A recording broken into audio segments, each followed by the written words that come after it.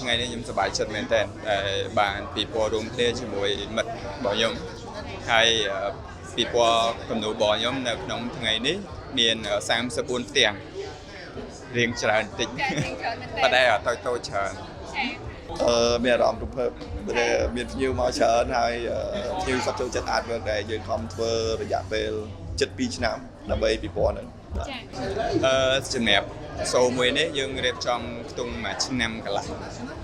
បាទមួយឆ្នាំកន្លះហ្នឹង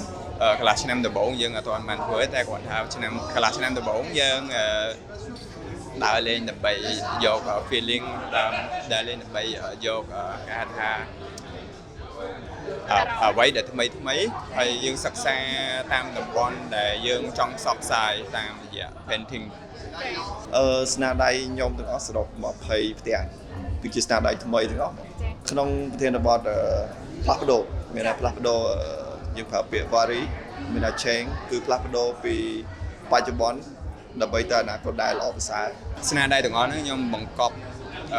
ដោយធម្មជាតិហើយរបស់ recycle មួយចំនួនយើងចង់ផ្សព្វផ្សាយតាក់ទងជាមួយផ្នត់គំនិតការផ្លាស់ប្ដូរទាំងអស់គ្នាអញ្ចឹងការផ្លាស់ប្ដូរទាំងអស់គ្នាមានន័យថាអ្វីដែលអវិជ្ជមានពីមុនដែលយើងធ្លាប់ប្រព្រឹត្តឲ្យឆេងមក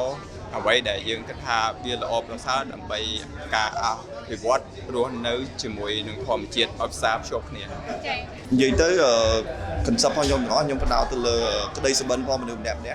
ពួកយើងម្នាក់ៗគឺត្រូវតែមានក្តីសុបិនសម្រាប់ខ្លួនឯងហើយដល់អញ្ចឹងទេនៅពេលដែលខ្ញុំគូមានថារូបពណ៌សលេខនឹង color សខ្មៅលេខ color តិចហើយនៅ text background គឺ color មានន័យថាយើងកំពុងតែប្រឹងប្រែងវាឥឡូវ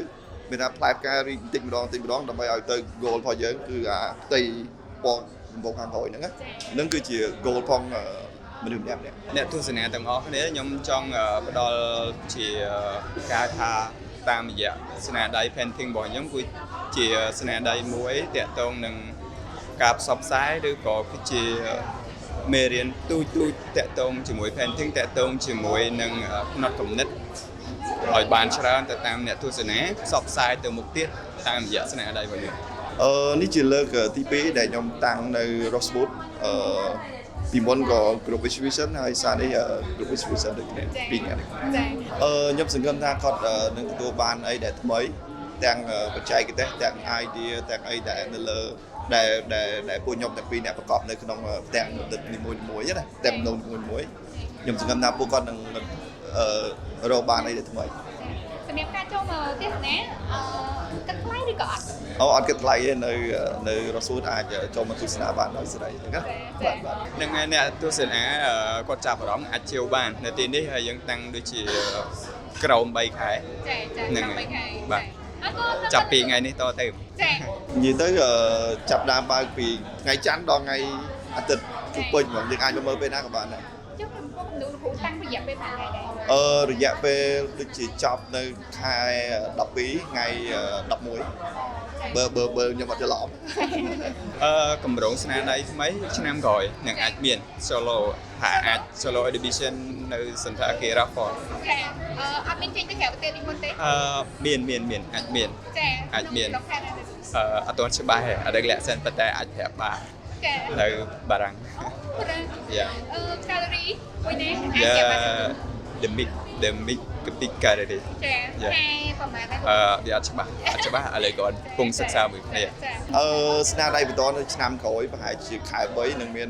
show ថ្មីមួយទៀតនឹងខ្ញុំនឹងព្យាយាមបង្ហាញអីដែលថ្មីដែរបើមិនជាយើងប្រៀបធៀបពីមុនពីខ្ញុំនៅក្មេងៗរហូតមកដល់ឥឡូវយើងឃើញមានការផ្លាស់ប្ដូរទី1ទាំងភ្ញៀវដែលគាត់ទិញទី2ទាំងសិល្បករក្មេងៗដែលគាត់ទុំងើបមកមានថាគាត់ចូលចិត្តច្រើនជាងមុនហើយក៏មានឥឡូវក៏មានខ្មែរជនជាតិខ្មែរជា collector គាត់ចាប់ដើម collect ស្នាដៃសិល្បៈពីសិល្បករខ្មែរយ៉ាងណាអញ្ចឹងណាអានេះគឺផ្លាស់ប្ដូរច្រើនមែនតើគឺល្អប្រសើរជាងមុនហ្នឹងហើយល្អប្រសើរជាងមុន